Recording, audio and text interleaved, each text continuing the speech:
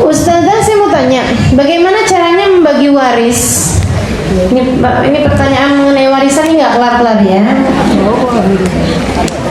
Selalu aja setiap kajian kita ada pertanyaan mengenai warisan. Ini kayaknya banyak orang kaya atau banyak orang enggak loh.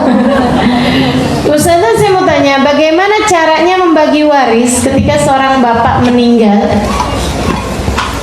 Istrinya sudah meninggal juga, meninggalkan rumah kontrakan sekitar 10 kamar dan anaknya 3 laki-laki. 10 kamar doang ya, kan ini rumah kontrakan 10 kamar, banyak gak itu? Oh banyak ya, oke baiklah.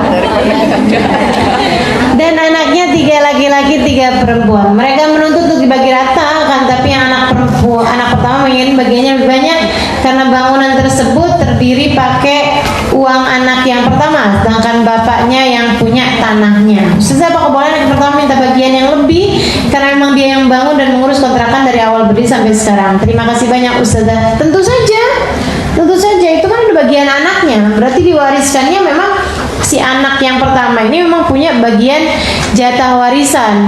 Tinggal ditanya aja nilainya berapa, gitu kan? Katanya yang bangun anaknya pakai uangnya dia sendiri, yang bapaknya yang punya tanahnya. Berarti sebelum dibagi waris mesti dikeluarkan dulu yang jadi miliknya si anak pertama itu. Dia bangun bangunannya itu kira-kira nilainya berapa, gitu.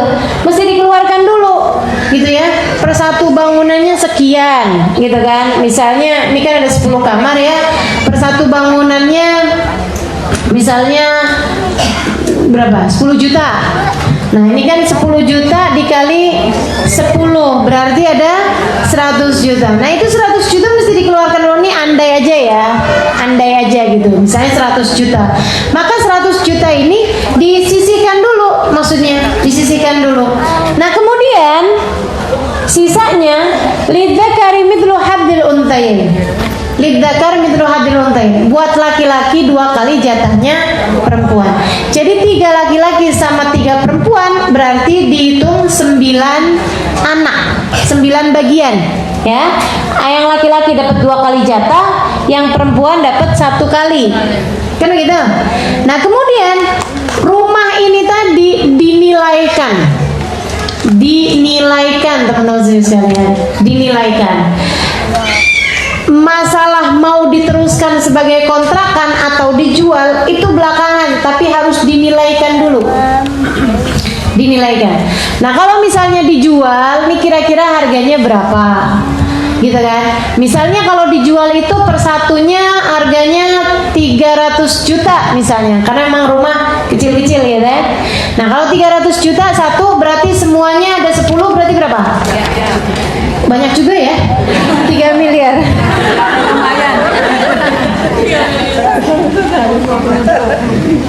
Iya, pintunya doang.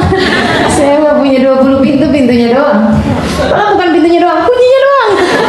20. Jadi kemudian nih misalnya senilai 3 miliar. Teman-teman sekalian, dari 3 miliar itu yang jadi bagiannya si anak tadi yang 100 juta anak pertama, misalnya nggak 100 juta lah ya, anggaplah misalnya 300 juta. Nah itu dikeluarkan dulu 300 juta, berarti sisanya 2,7. Itu yang harus dibagi 9, termasuk dia juga dapat bagian, ya kan?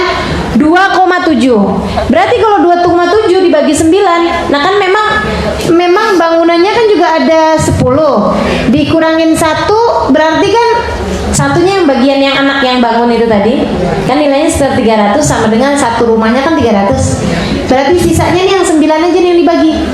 Yang 9 yang dibagi ini terserah mereka gitu. Berarti yang laki-laki dapat 2 kali dua ruko, yang perempuan dapat 1 ruko. Terserah mereka mau diterusin kontraknya atau mau dijual, itu terserah mereka. Nah kalau kemudian ada di antara mereka yang begini, saya mau terusin kontrak aja tapi minta kamu yang ngurusin, kepada si kakak yang nomor 1. Nah itu si kakak harus dibayar, lain daripada uang dia ngurusin warisan. warisannya dia memang misalnya mau kontrakin. Ada juga beberapa saudaranya yang mau kontrakin juga. Nah itu kita harus bayar saudara kita sebagai orang yang ngurusin kontrakan tersebut, gitu. Kecuali kalau dianya nggak mau dibayar, jelas ya. Yang mau dijual ya dijual, gitu. Seperti itu. Tapi yang pasti memang harus dibagi rata, harus dibagi adil, bukan rata ya, harus dibagi adil sesuai dengan bagian-bagian mereka.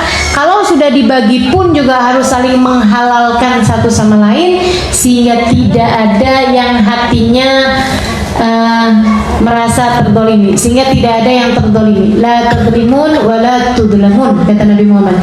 La tadlimu wa la tudlamu. Janganlah kalian berbuat zalim, jangan pula kalian dizalimi. Harus semuanya sama-sama adil.